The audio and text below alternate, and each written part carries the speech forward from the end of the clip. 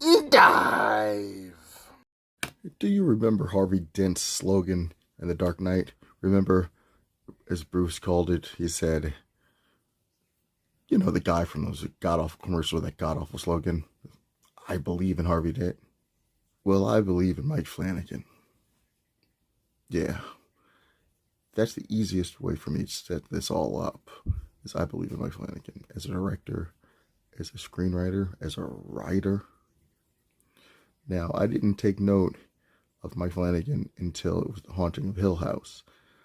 Now, I've kept it simple in the past when I speak about The Haunting of Hill House, which was a Netflix original series based on Shirley Jackson's novel of the same name. It is one of the finest acted, directed, written, just shot dramas that's based in horror that I've seen in my entire life. And I've seen a lot of, dramatic horror. Well, I've seen a lot of horrific drama, for that matter. But just the way the series grips you and the way you get invested in these characters in this family, simply put, it's just a superb series. But there was a secondary series.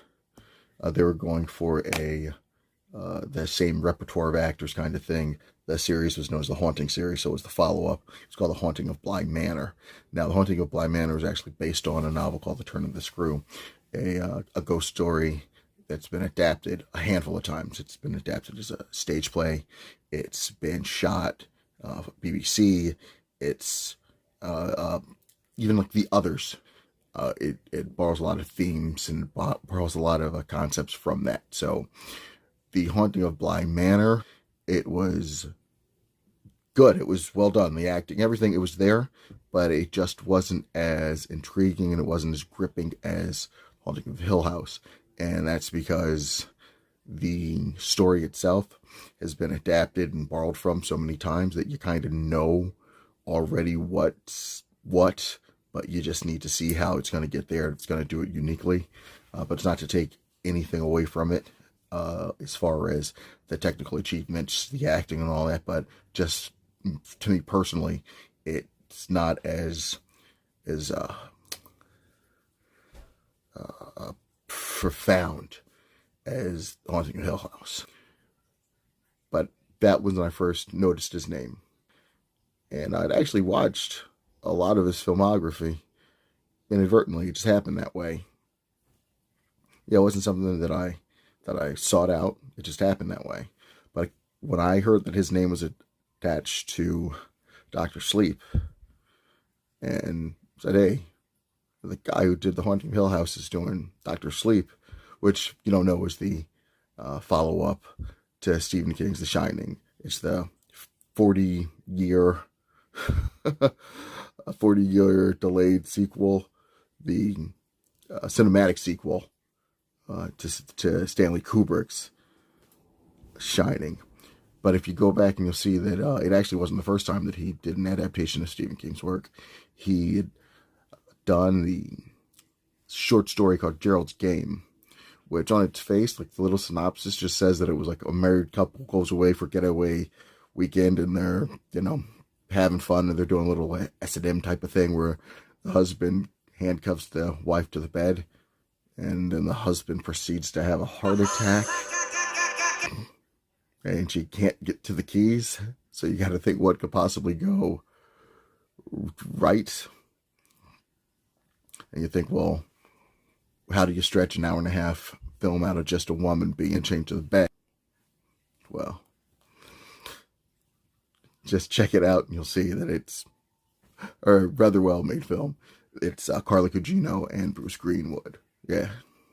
Well, if you go back and you look at his filmography, you're going to run into Oculus, which, well, now that we're here, this is all just going to lead to Horrorfest 2021. I might as well. And so it might be Mike Flanagan centric right now, but this is going to basically just be Horrorfest 2021. There'll be just films that I think are like related thematically. They work, but yeah. Let's start with Oculus. Now, Oculus is interesting because it could have been, hell, it could have been an episode of Friday the 13th, the series. Now, real horror fans out there will know what I'm talking about when I talk about Friday the 13th, the series. So, Oculus centers around a mirror, a cursed mirror called the Lasser Glass, and how they could have done a whole movie just about the Lasser Glass itself. I really wish there was ancillary and more history to the Lasser Glass. Within the movie itself, it gives you a history of where the glass has been, how it's traveled, how many different places it's been. But they could have really like went all out with more detail on that. But there's the deal with this cursed mirror, but there's a science element to it that's extremely intriguing. So that's why I happen to like it too. And if this cursed mirror drives people insane. This was an earlier film of his. He had done it originally as a short film, and the studios, I guess, liked this so much that they wanted a full-length feature, and Flanagan actually didn't know how he was going to turn this little 15-20-minute movie into a full-length feature, but what he decided to do was work flashbacks into what was going on currently. And then you'll see that he uses that narrative in a lot of his films, where you're getting a lot of flashbacks to tell a story, which, you know, like any good novel, right? But yeah, he incorporates flashbacks into the narrative and then what's currently going and juxtapose what's going on. Next up, and what I meant about matching things up like thematically or what, you know, 6 degrees of whatever, right? So, Katie Sackhoff, who, you know, sci-fi fans know from Battlestar Galactica, from The Flash, she's in Oculus. So, in Oculus? She stars in Oculus. And then from there, she's in a film that's called Don't Knock Twice. Check that out next. And then after Don't Knock Twice, watch Lights Out. And then you'll see what I mean with the theme, or just the feel for it, you know. But that also leads me to a current film that released on HBO Max a few weeks ago. It's called Malignant, and it's directed by James Wan. You know, the director who's behind, well, most of the times a single word title horror film. He's just been responsible for a deluge of movies over the past, but most importantly, the Conjuring series. And at first, it was slow going. I was trying to figure out what direction they were going in. All right, like I say, was it worth the watch? It's in there. You can watch it. You know, you won't feel too bad after watching it. But I didn't know what kind of, you know, horror film they were going for, what it was going to be, as far as, you know, supernatural. Is, you know, you'll have to check it out yourself. But the thing that did it for me, what made me interested, was there's the trailer, and in this trailer, we're watching someone flee from some entity or whatever's in pursuit of them, and we're getting a top-down view of a house, like the roof's off, and we're watching them run from room to room, and that tracking shot from above just intrigued me. I thought it was cool as hell. So, yeah, I checked it out. In the long run, you can go ahead and check it out. And they throw some ultra violence in there too. Like, that was the thing. It's got your handful of tropes in it, especially with the cops, the detectives that are working the case. But the violence is there. I guess that's what he wanted to go for, because he's never made like a super gory, violent film, unless you count all the Saw films that he produced. Okay.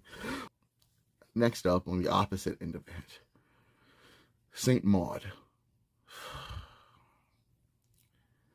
Yes, Saint Maud. Now let me preface this with saying, hey, I give everyone credit. They write these films, they have their dreams to come to fruition. So I understand that. I'm not knocking the movie making and the accomplishment that they've done more than me. What do they say? Those who can't criticize. And it's not even that I have an issue with the film. The acting's good, it's put together well, cinematography, but it's a whole lot of nothing. There may be like 3 things that happen throughout the movie. But I think what really bothers me the most are the reviews.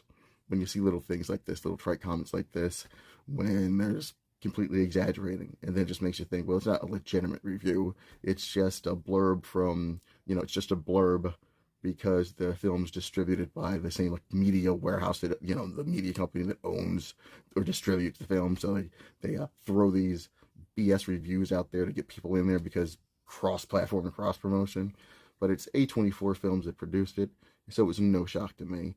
A24 is famous, to me at least, for doing a bunch of horror movies where nothing happens, like whatsoever, at all. And it's not to say that the films, again, aren't shot well, aren't acted well. It's just they false advertising.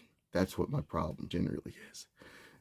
As far as the commercials go, the reviews, the thing with commercials will always piss me off with the trailers, because yes, the trailers show, the good parts of the movie to get you in, but when you finally get in there and you see that everything is just misleading to what you actually saw on a commercial. But I have a tendency to go into things cold, so I don't ruin anything for myself. But from A24, I enjoyed The Witch. That might just be because I like Anya Taylor-Joy, but I did enjoy The Witch. But by the time The Witch ends, it's like it's just getting going. And so throughout The Witch, again, it's only like maybe 3 things that happen that are anything significant that might get you a little bit, but yeah. But A24, the most infamous one for me that they produced or distributed, will always be It Comes at Night. If you could track down my review from 5 years ago, whenever the film came out, oh man, I tell you, that friggin' It Comes at Night really rubbed me the wrong way. Man, some of them they do get off. Like I said, The Witch, Midsummer, Hereditary, however you want to say it, those did a pretty good job. They're filled with a bunch of nothing too, but whenever it hits. And they're actually more exciting. There's more going on in Midsummer and in Hereditary. But It Comes at Night. That's the kicker right there. That's the one that will always get me. I just said that I tend to go into things cold, so I don't want to know too much about it or what to expect. I don't want to ruin it for me. And in doing that, sometimes I've gone back and I've checked trailers that I didn't watch originally just to see what was in the trailer. And then I noticed that they put every single interesting thing that may happen in the movie or any kind of scare or fright that's in the movie will be in the commercial. But It Comes at Night's the friggin' worst. And I've still never gone back to watch the trailer for It Comes at Night because I know it's a fast-paced trailer. But then when you get to the actual movie, it's as slow as balls. Let's just get back to Mike Flanagan a little bit. The real reason that I'm here.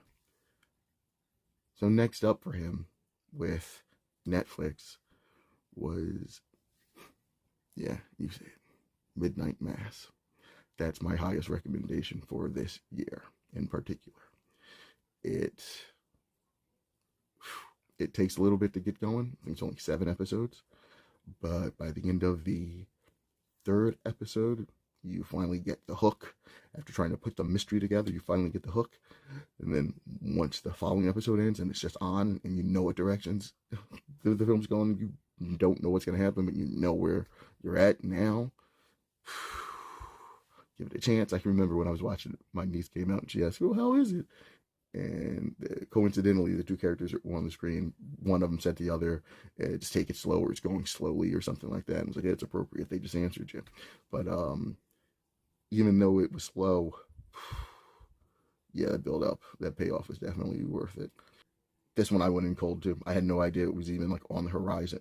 But what happened was the original poster, which you see right here,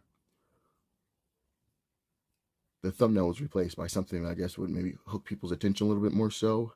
And that may give away a little more than, well, it does give away more than what the original poster showed. I don't know if they did that on purpose to try and intrigue more freaking people. Without revealing anything whatsoever about the particular plot of Midnight Mass. And this is why I say I believe in Mike Flanagan. This is what the guy has the knack for. It's just, it seems like it's limitless, it's boundless.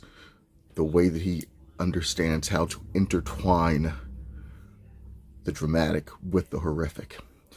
And I imagine if you take a deep-rooted family drama, a drama where you're dealing with human interaction, people interacting with one another, and then once you get all these things, all the relationships, once you work out all the dynamics and what type of story you're telling, then you go in and then you pepper it and you add the horror elements to it. But between Dr. Sleep, there's another film of his, it's called Before I Wake. And then you take The Haunting of Hill House, and you take Midnight Mass, and it's just this, the human element. When you might deal with people who are struggling with addiction, you're dealing with addiction recovery, but just like loss and grief. And you take all these things, wrap them together, and you pace it so the viewers are emotionally invested in the characters and the story and what's going on, and that you're waiting for the payoff. You want to see what's going to happen. You want to feel it whenever you lose a character. So just the fact that you could create characters in a small, short, the short space of time that you can get attached to, and then when you lose them, you're, number one, maybe you're not expecting it, but when you do lose them, it tugs on the heartstrings when you've only known the character for, who knows, 40 minutes or something like that. Coping with grief, coping with addiction recovery, and to frame it around horror, which is appropriate. But that's what he has an absolute knack for. And hasn't dropped the ball. We could just go straight horror too. We're talking slasher flicks or whatever. But you take something like Hush. Now, I've talked to a couple of people about Mike Flanagan, and of course they wouldn't know his name right off or whatever. But if I state movies and I say Hush, like, oh shit, yeah, they saw Hush on Netflix and it was awesome. I was like, yeah, that was something that he actually wrote with Kate Siegel, who's his wife now. She's actually starred in a handful of productions with him. Yeah, he's just got it. So I'm always looking forward to whatever he's involved with. I think the next project I saw he was involved with is a mini-series based on the fall of the House of Usher from the Edgar Allan Poe classic story. And I'm stoked.